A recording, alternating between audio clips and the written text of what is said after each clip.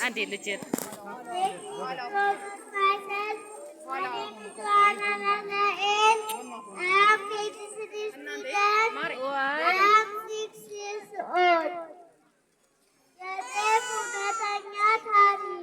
በጥንት ጊዜ ሰዎች ከዛፎች እና ከእጽዋት ላይ ያገኙትን ይመገቡ ነበር።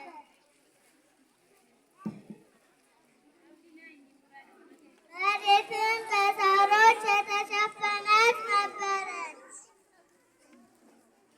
አንዳንድ ብልህ ሰዎች ሳሮች ዘሮች ወይም ፍሬዎች እንዳላቸው አዩ። በተለያዩ ቦታዎች ይኖሩ የነበሩ ሰዎች ለመብላት ጥሩ የሆኑ ዘሮችን ሰበሰቡ። የጥንት ጊዜ ኢትዮጵያውያን ሰዎችም አንድ በጣም ደቃቅ ለስላሳ የሆነ ሳር ዘሮችን ሞከሩ።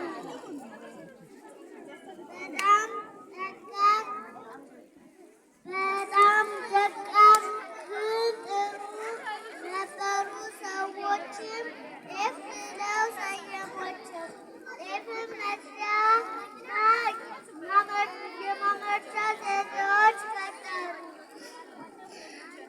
ዝናብ ዘነበ፣ የጤፉ ቡቃያ ወደቀ።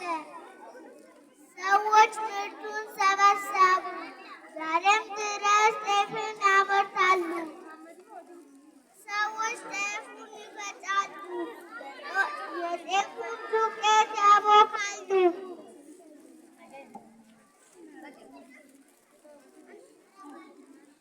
ሊጡን የጋለ ምጣድ ላይ ያፈሱታል።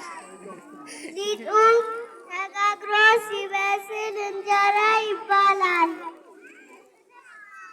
ብዙ ኢትዮጵያውያን እንጀራ በየቀኑ ይበላሉ። ኢትዮጵያውያን እንጀራ በተለያዩ የወጥ አይነቶች ይበላሉ። ብዙ ጊዜ እንጀራ በመሶብ ይቀርባል። አሁን ጤፍ በተወሰኑ ሌሎች ሀገሮች ያመርታል።